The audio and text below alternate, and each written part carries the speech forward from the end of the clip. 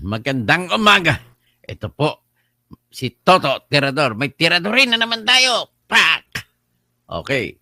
Ang ating pag-usapan, marami palang ginawa na mas masama pa itong Kongreso nang ginagawa pa lamang ang impeachment na complaint noong February 5, 2025. Nabisto lahat ni Marcolita. Nagkataon na si Marcolita ay galing sa Kongreso. Nakuha niya lahat ng papel. Binisto, hindi pala nakakalendaryo sa order of business. Hinabo lang. Ganun pala ang ginawa nila. Naku, paano ba ito? Ay. So, yan po ang bago natin na balita. Bago sa sponsorship speech ni Marcolita ay ang ginawa nila ay marami sa pakinggan natin ang ano ni Marcolita. Yun pala, nakita din ni Marcolita yung lagi kong binabanggit dito na yung verification ay mali. Sabi ni Marcolita, doon pa lang hindi na nila kailangan antayin ng decision sa Supreme Court. Doon pa lang dismiss na. Kasi hindi sinunod yung panampamantayan sa verification ng lahat ng reklamo dapat may verification. Ano po yung verification? Pag-usapan natin mamaya. I-presenta ko muna rito yung aking pagpapakilala. At huwag niyo kalimutan mag-like, subscribe at paki-rekomenda sa inyong mga kaibigan. So in the meantime, habang paparami tayo ng tao, makinig muna po kayo sa aking mga introductions, mga intro.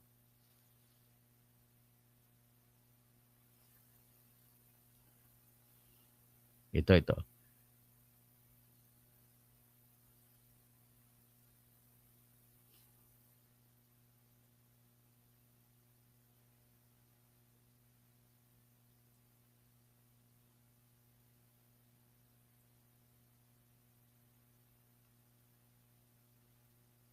Okay, ito. Ako po si Dr. Toto Tirador. O tawagin niyo akong Berteni Catalunya Kausing. Ako po ay nagtapos ng aking abogasiya bilang iskolar ng Maynila sa College of Law ng Pamantasan ng Lungsod ng Maynila noong March 2005. At kumuha ko ng bar exam noong September 2005 na isa sa pinakamahirap na eksaminasyon na nangyari sa bar exam history at ako'y nakapasa kagad. At siyam kaming magkaklase, 8 kami nakapasa. Isang record yan sa panahon na yon. At ako rin po ay gumraduate bilang isang consistent na full scholar sa Mindanao State University, Marawi City noong 1988 sa kursong Bachelor of Science in Civil Engineering. Kaya ako po ay lisensyadong civil engineer din. Ako po ay nagkaroon ng karanasan bilang isang editor ng People's Journal Tonight sa loob ng 15 taon. At bago niyan, nagsimula po ako sa pagiging sports writer. Pagkatapos niyan, ako ay nagtuloy sa abogasiya. Ito po ang aking karanasan at diyan ko nakukuha ang aking katalinuhan sa pagtingin ng mga issue sa batas at bayan. Kaya po tayo ay umiikot-ikot sa mga issue ng katarungan, katotohanan, at bayan. Kaya samahan niyo po ako sa aking programa. Ay, tika pala. Nais ko lang magiging isang honest na tao. Ako po ay nadisbar noong 2023 sapagkat po ang rason na ginamit ng Supreme Court, mali daw yun yung aking ginawa na pag-post sa Facebook ng reklamo na plunder na aking ginawa. At yun naman daw ay bawal daw kapag hindi pa naisampa sa ombudsman. Pero naisampa ko rin pagkatapos ng huling araw ng Enero 2019.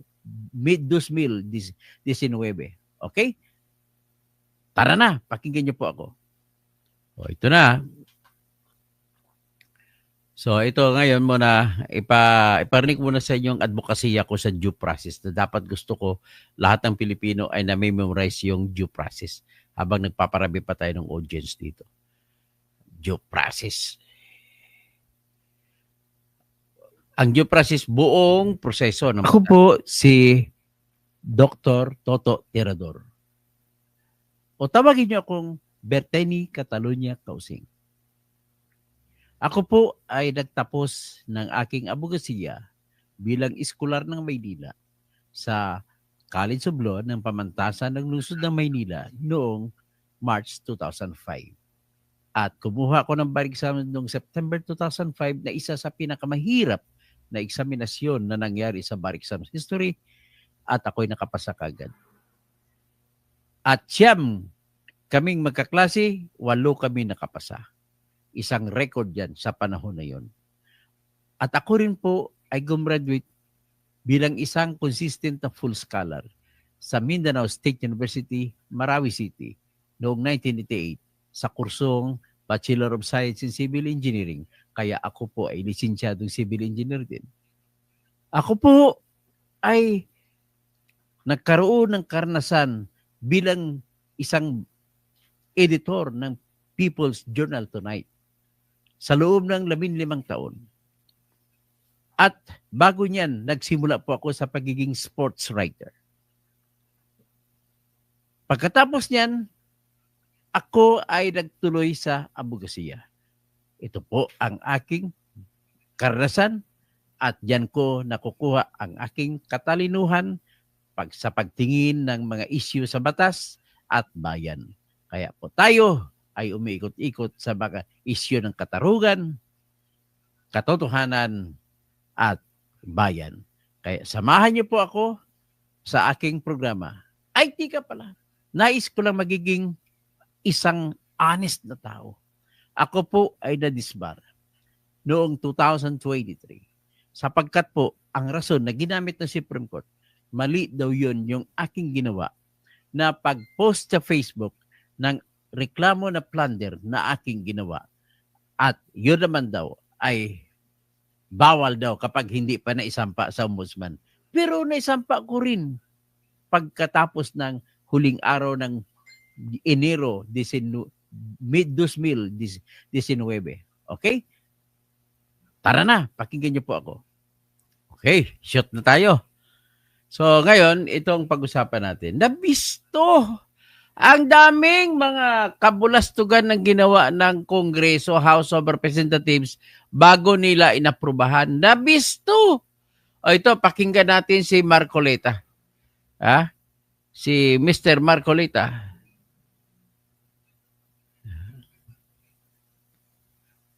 Okay.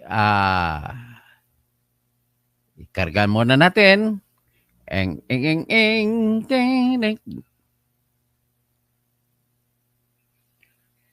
Ano to dahil sa pagmamadali at ang mga tao nila gumagawa ay nagalit siguro sa kanila kaya nagkamali-mali. Pero mo, ang nangyari, yung 4 na impeachment complaint ay lalagay nila sa kalendaryo. Akalain mo na nauna na kalendaryo yung pang-4 na impeachment. Nakalimutan yung 3. Kaya may tinatawag sila additional. Natandaan nyo, tumigil na sila. Kaya natandaan mo may additional order of business sila. So, ayun po ang nangyari sa kanila. So, ito ngayon, papakinggan natin yung the gentleman from Tarlac and Rizal Province. In the first place, did not acquire jurisdiction over it. Dito. Yan. Thank you, Mr. President. Mr. President, I rise on a question of privilege. Today, I believe the entire nation awaits the disposition of the matter in regard to the impeachment complaint filed against the Vice President, Sara Zimmerman Duterte. In the light of the recent but unanimous decision of the Supreme Court,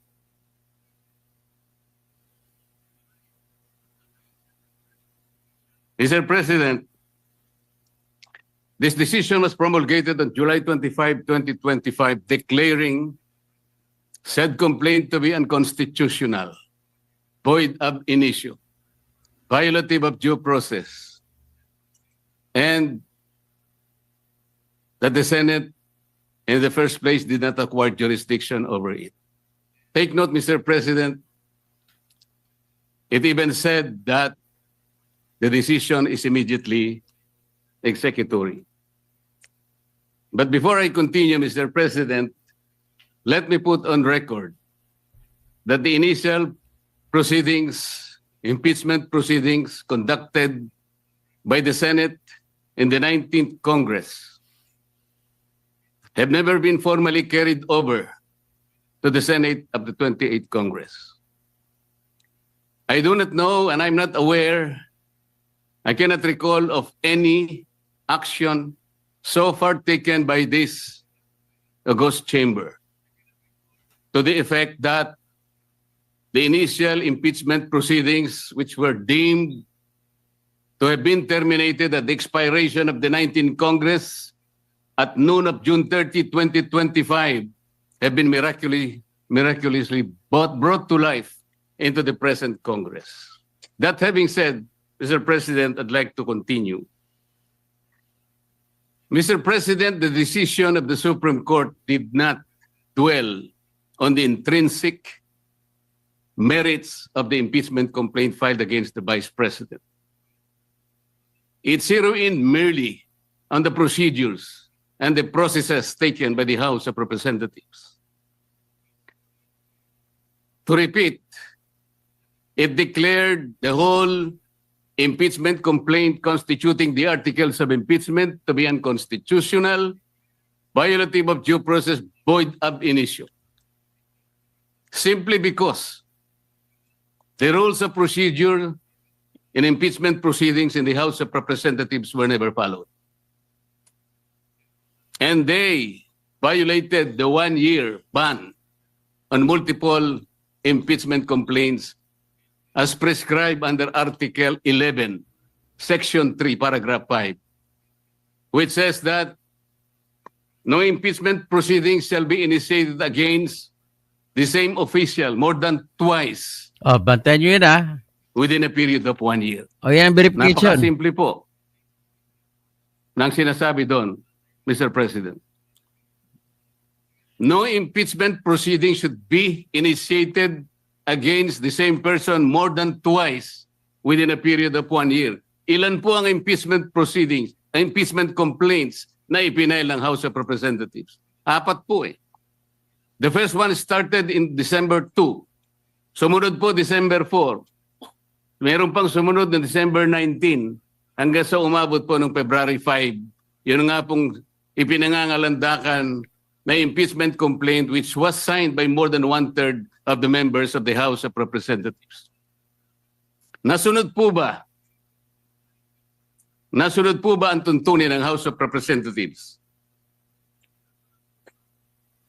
Noon pong nag-require ang Supreme Court, Mr. President, tinanong po yung House of Representatives in connection with the 2 petitions filed by several parties before the Supreme Court. One of the items required by the Supreme Court is for the House to give the status of the first 3 complaints filed. Ano po ang sagot ng House of Representatives? Yun daw pong unang 3, the one filed in December 2, December 4, and December 19, were all archived. Nasaan po sa rules ng House na yun pong mga impeachment complaints na ipa-file ay archive? Wala po. Pwede po bang ipakita yung slide na kung saan ay makikita natin ano po ba ang proseso kapag may nag-file na isang impeachment complaint? Ayan po yung Rule 2. Ang sinasabi po sa Rule 2, Mr. President,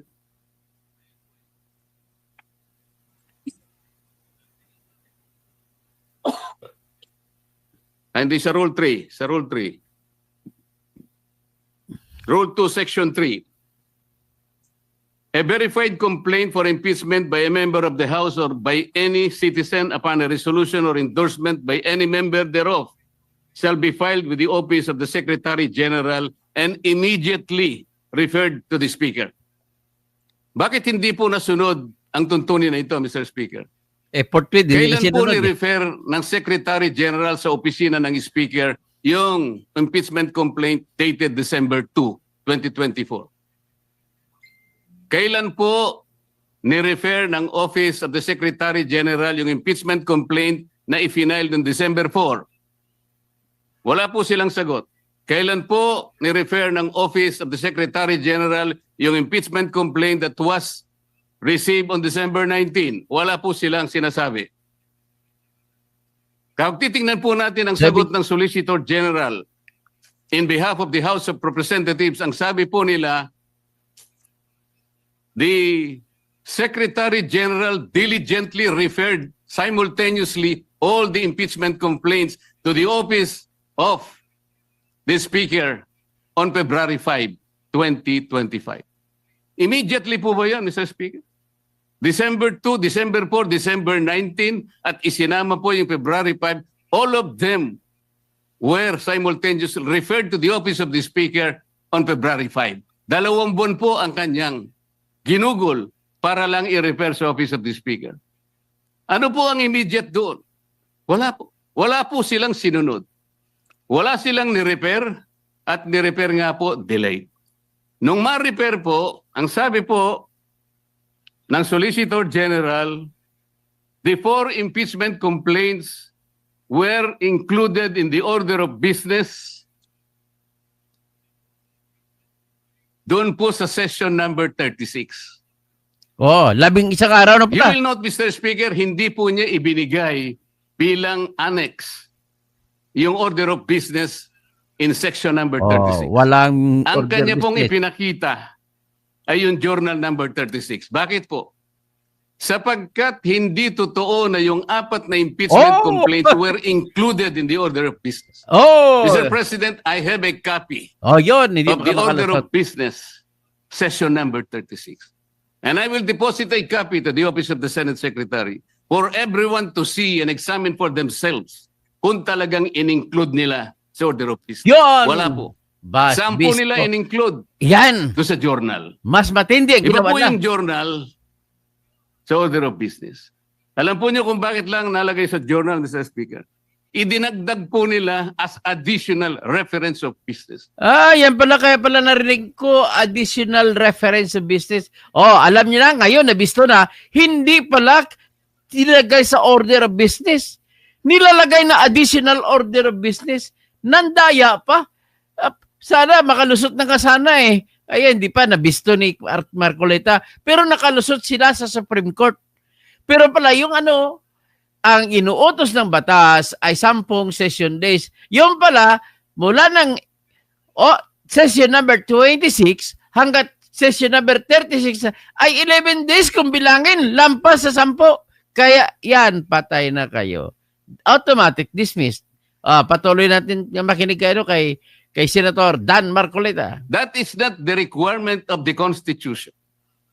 Pwede po ba nating makita yung slide, ano sinasabi po ng Constitution? A verified complaint for impeachment may be filed by the member of the House, blah, blah, blah. Ang sinasabi po rito,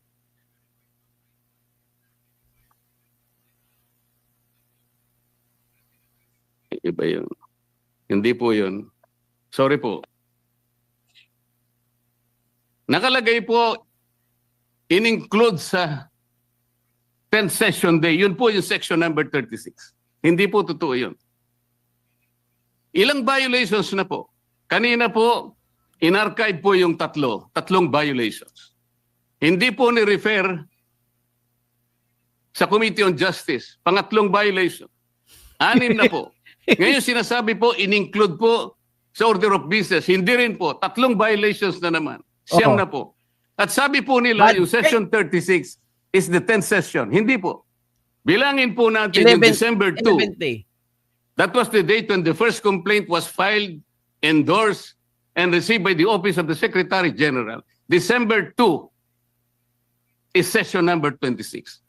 Mr. President, bilangin po ninyo yung session number 26 up to session 36 na sinasabi ng Solicitor General. Yun po ang 11th session. That was not the 10th session. Ang 11th session is session number 35.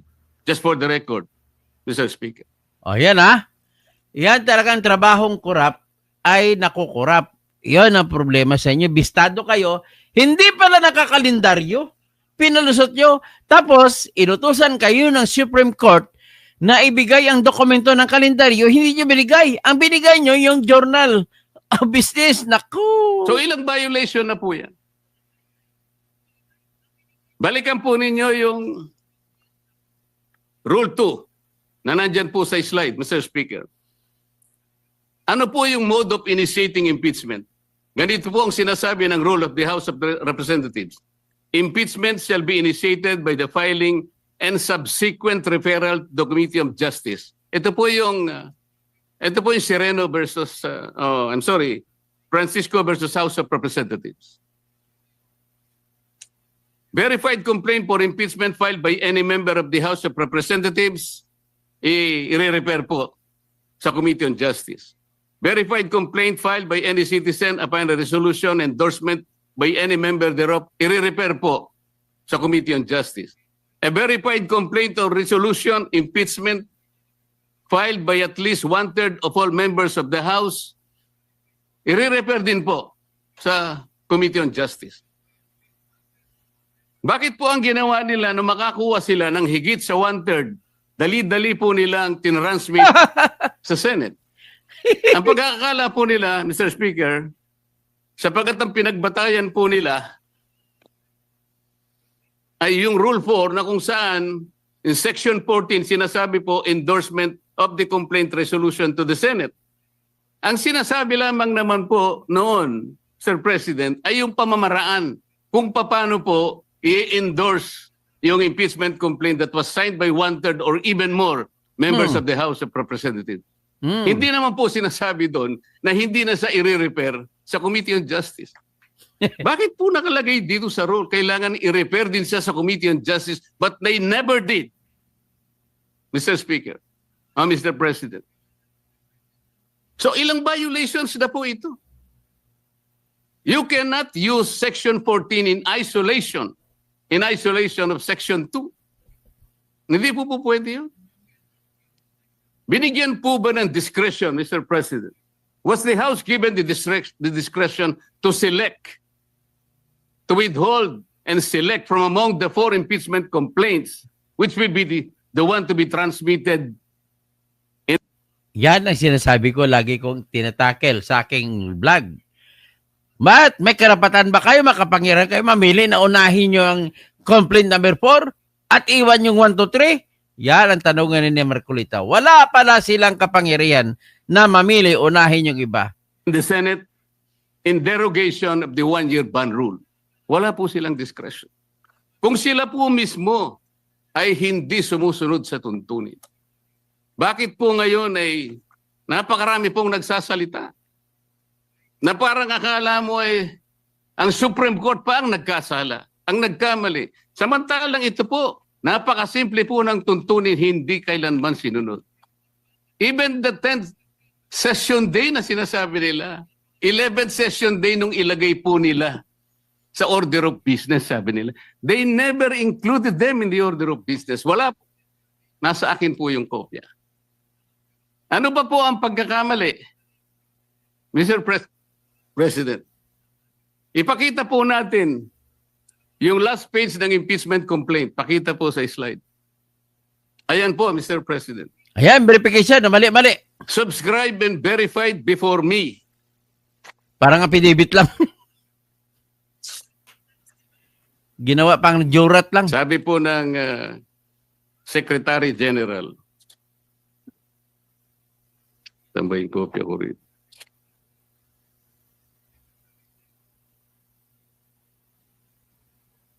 Subscribed and verified before me on this blank day of February 2025. Wala pa pong date. Ito po ba ang verification, Mr. President? Hindi po. Ang verification po ay nakasaad po sa mismong tuntunin ng House of Representatives. Kukopya na lang, Balikan mali-mali po pa. natin ang Section 3. Ano po ang sinasabi?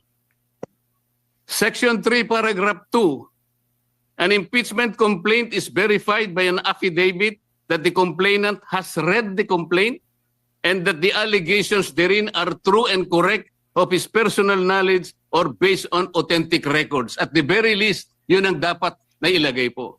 Nakalagay po ba sa verification dito? Ng Secretary General ng House of Representatives? Wala.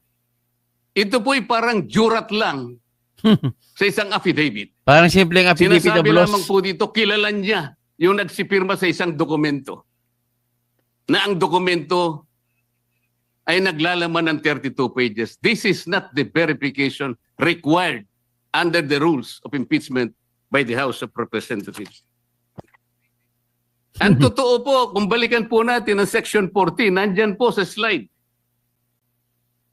Isinulat na po sa tuntunin kung ano po ang dapat kopyahin nila para magkaroon ng tunay na verification. Hindi pa po nila kinopya. Mr. President, Kokopyahin ito na po lang yung eh. contents ng verification na dapat sana yun ang nilagay nila sa complaint. We, sabi po rito, after being sworn in accordance with law, depose and state that we are the complainants in the above entitled complaint or resolution of impeachment, that we have caused the said complaint resolution to be prepared and have read the contents thereof, and that the allegations therein are true of our own knowledge and belief on the basis of our own reading and appreciation of documents and other records pertinent thereto. Kokopyahin na lang, Mr. President. Hindi pa nakopya. Mr. President, alam mo po, nung ako'y grade 4, yung teacher po namin, binigyan po kami ng isang short quiz. I-drawing ninyo kanya yung Bicol region. Siguro po 1963 yun, Mr. President. Yung Masbate, hindi pa kasali sa Bicol region. O hindi, kabisado ko naman po sapagkat mahilig po ako sa social studies, Mr. President. Meron pong dalawang nangungopya sa akin. Yung isa nasa likod, yung nasa kaliwa ko. Yung nasa likod po, nakopya niya pong tunay yung aking drawing. Pinagalitan siya pero ipinasa po sapagkat nakopya niya po yung aking drawing. Yung isa po, nangopya na nga, hindi pa niya nakopya. Yan Ang ang House kinopya po, of Masbate. O wala po. Hindi po siya nakapasa. Ano pong ibig ko sabihin dito? Kukopyahin na lang eh. Hindi pa nagawa. Alam po ninyo sa mga litigation lawyers, practicing lawyers worth their salt. Ah, Wala kagaya ka sa lang akin. certification of non-forum shopping, i-dismiss ka ng Supreme Court. Paliwanag po yun. Kagaya sa akin, trial lawyer ako. Hindi subscribe yung complaint mo, dismiss ka kagad. Mahigpit po ngayon eh. Ito po, this is an impeachment complaint. You are removing the second highest official of government. Yun lamang pong verification. Sablay na po eh. Ano pong nakalagay dito? Section 3, Paragraph 3. An impeachment complaint required to be verified which contains a verification based on information and belief or upon knowledge or information and belief or lacks proper verification, katulad po nito ngayon, shall be treated as an unsigned impeachment complaint. So pwede pong tratuhin pala ngayon sapagkat wala pong verification. It may be treated as unsigned impeachment complaint. Paano ba yun? Pagkat magsasalita po ang napakarami. Alam po ninyo kung, Sir President, kumbaga po sa nagluto ng sinaing, pasensya na po kayo kung kinakailangan ako po'y gagawa ng pagkahalin tulad, ano. Ang impeachment complaint po ay parang sinaing na niluto ng House of Representatives. Hilaw po eh. Hilaw na hilaw. Oh, hilaw na hilaw talaga ha. Ano po yung hilaw sa May kabe, hilaw. Bicolano, Mr. President? Hilaw din po yata. Ibalik ang 150 Sa Bisaya. million na binigay sa firma. Hilaw din po. Bawat firma, 150 million, ibalik. Sa Kapampangan, magadto, Mr. Ah, President. magadto, hilaw. Sa Waray po, matagudtod. Matagudtod. Sa sa Maray, Ilonggo po, lagdos. lagdos. Sa Ilocano, Marakusol. Marapuson si Ilocano. Sana po tama ang aking pagkaka-pronounce. Ang dami pong nagsasalita, Mr. President. Doon lang po sa House of Representatives, isa pong bagong pasok doon. Ngunit patagal na pong nagserbisyo sa ating bansa. Naging senadora, naging Secretary of Justice, naging Tira chairman si Laila ng de Lima. Human Rights Kawawa Commission. naman. Idol ko yan. Alam po ba kung ano sinabi niya sa isang panayam? Ito po, nakuha ko. Harap-harapan na tayong niloloko. Kakaibang korte ito. Sila pala naluko eh. Sana sa palengke na lang final ang impeachment case. At least doon, may nagtitinda ng totoo. Saging ang kanin ni De Lima, hindi siya Sana alam. po, Hindi niya alam magsaing. magtinda po siya ng matagudtod na kanin Matagudtod. dyan sa Waray, sa Samar. Samar. Baka may bibili kaya. Mga Pwede kaya siyang pumunta dyan sa Pampanga po para magbenta ng magadto na kanin. Kung may bibili. Baka mga padi, sa Bicol. pumunta kaya sa Panay para magbenta ng lagdos na kanin. Wala po siguro, Mr. President. Mga padi, Baka Tony ngayon Manuel daganding Saez. hindi pa patusin. Huwag pong ganun. Ang dami na pong nagsipagsalita. Samantalang hindi po nila nakita. Ang dami, kayo po nagsimula ng mali. Hindi naman po sinasabi ng Korte Suprema na kailanman ay huwag kayong mag-impeach, huwag na kayong mag-file. Ayusin nyo lang po eh. Yun lamang po ang gustong mangyari dito. Ayusin nyo. You want to impeach the Vice President, do it in the right way. Hindi naman po tinignan ng merito eh. Ang sinasabi yung proseso, hindi po nyo sinunod eh.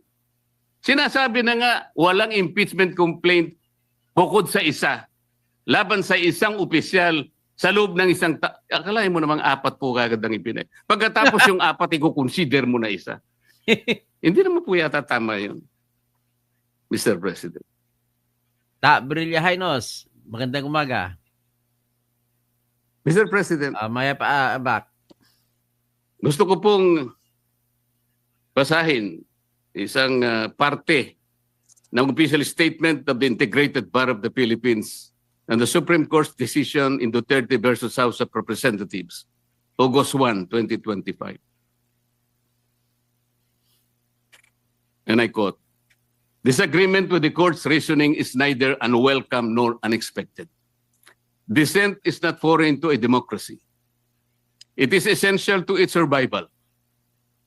But to incite public repudiation of its authority, or even just to call for its outright defiance, erodes the very foundation of the legal order. Such actions disturb the equilibrium of powers and imperil the integrity of our democratic institutions, especially when appropriate legal remedies remain available within the framework of our constitutional system. If every adverse ruling becomes an invitation to disobey, the law ceases to be a constraint on power and becomes its casualty. The Constitution does not require agreement. It demands adherence." Ang sinasabi po ng mga ibang kasama natin, magpapile pa naman ng motion for reconsideration. Bakit hindi natin hintayin? As I said, Mr. President, if you are a practicing lawyer worth your salt, you are confronted with the unanimous decision of the Supreme Court. In a firm voice, it says this is unconstitutional, void ab initio, violative of due process, and the Senate never acquired jurisdiction over this. And it is immediately executed. Parang sinasabi niya sa'yo, wala ka ng room mag-file niyan. Is anyone expecting that even one soul of the members of the Supreme Court will reverse himself? We cannot defend our action, Mr. President. Kahit na yung pinakahuling justice na inappoint ni Bongbong Marcos na si Justice Raul Villanueva na isang Ilocano, ay bakit siya bumuto pabor kay Sara? Hindi, ibig sabihin, hindi po pwede ang sinasabi ninyo na binayaran ng mga Duterte ito mga justices na sumulat. ang sumulat ng desisyon, si Justice Leonen, ay inappoint ni Noynoy Aquino. Hindi kailanman maging Duterte yan. On the fortunes of litigation. Naalala ko pa nga po doon sa kaso ng Francisco versus House of Representatives. The former Chief Justice Renato Puno, in his separate concurring opinion, naalala ko po ang sabi niya, with the possibility of 2 impeachment complaints reaching the Senate, the good Chief Justice said that the Senate, in the exercise of its primary jurisdiction, can decide the question of whether or not the 1-year bar rule has been violated or not. The Senate can even decide if on its face the impeachment complaint has no legal basis. At ang sabi pa po niya doon, Francisco versus House of Representatives, sabi pa niya ron if the Senate finds that the 1-year bar rule is violated or that the impeachment complaint has no legs to stand on, that will be the end of the entire controversy. He was saying that let's give all the remedies available to the House and the Senate because of their primary jurisdiction. But when the case is ripe for judicial determination, it was the view of the former Chief Justice that the Supreme Court at that time, and only at that time, when it can speak with great moral authority in order to compel the loyalty, the respect, and the obedience of our people. Mr. President, when the Supreme Court negates the actions of a co-equal branch of government, it does not assert its superiority. Instead, it upholds the supremacy and the dominance of the fundamental law of the land, the Constitution. And so the Supreme Court has already spoken. The last arbiter of law, it says the complaint is unconstitutional, is void ab initio, is violative of due process. The Senate never acquired jurisdiction over this. It is immediately executory. On that note, Mr. President, I respectfully move that the impeachment complaint be dismissed. I so move, Mr. President. So yan. So yan ang napakinggan natin. Itong napansin ko lang dito. Kaka, magandang umaga. Ang mga idol ninyo, niloloko po nila dito yung mga anti-Duterte. Nilalaro nila ang damdamin ng mga anti-Duterte. Ginagamit nila yung mga sentimiento ng mga anti-Duterte. At kinakampihan sila ng mga anti-Duterte. Ang hindi alam ng mga anti-Duterte, niloloko lamang sila ni Tambaluslos. Hindi nyo ba nakita na pamimigay ng 150 million kada isa? Tandaan niyo po, pati mga opposition binigyan tag 150 million. Kaya ibalik niyo ang 150 million na binigay na bayad sa perma ng bawat isa. So ngayon, dahil ganoon, marami namang kaaway yan si Duterte. So kakampi nila Tambaluslos, nila ni Marcos, ang mga anti-Duterte na karamihan galing sa pink, galing sa dilaw. Kaya kagaya kay Dilima. Napahiya ngayon si Dilima. Sabi niya, harap-harapan na tayo nitong ginagago. Sabi ni Leila de Lima. Pero hindi niya alam, binasa mo ba ang reklamo, Leila? Ikaw ang harap-harapang ginago. Nakbasa mo ba yon? Hindi mo ba alam na walang order of business pala na nangyari? Tapos, ang verification ay mali-mali. Dismiss na yun, verification pa lang. Niloloko po kayong lahat ng mga dilawan, kayong lahat ng mga pinklawan, ay niloko kayo ni Tambaluslos. Lahat ng opposition dyan, binigyan pa ng pera ni Tambaluslos. Kaya nanghihingi ako ng pera dyan sa mga oppositionista na pumirma, na bigay mo naman kami. Sa tingin mo ba kaya yung kaibigan ko na si Attorney Gabriel Bordado, na bahiran din pa ng langis? Congresswoman, mayor na ka na pala ngayon. Si Vice Mayor. Oh, pahingi naman. Ay, pahingi naman sa mga 215 congressmen na nabigyan. Magkakawang gawa tayo. Total, wala na. Ang impeachment laban kay Sara, nandun na, tinapon na sa Taal Lake. Oh, isasama na dun sa mga pinatay ni Atong Ang. Oh. Iklaro ko lang sa inyo, wala akong pakialam kung sino makakampihan ng aking pananalita. Basta kumakampi ako sa batas, galit ako sa mga tao na lumalabag ng batas, at kung kakampihan ko ang tao na kakampi ng batas, ay kakampihan ko. Ganun lamang po kasimple. Hindi ko mo dilaw siya, kampihan ko siya. Mali naman. Ganun lamang po. Itong pag-usapan natin dito, napakita nito, nilalaro lang nila ang damdamin ninyo ng mga anti-DDS. Yan pala, hindi na pala nakakalendaryo. Tinawag ba nila additional order of business? Bakit additional? Yan pala, nakalimutan nila. Pahabol, bakit additional?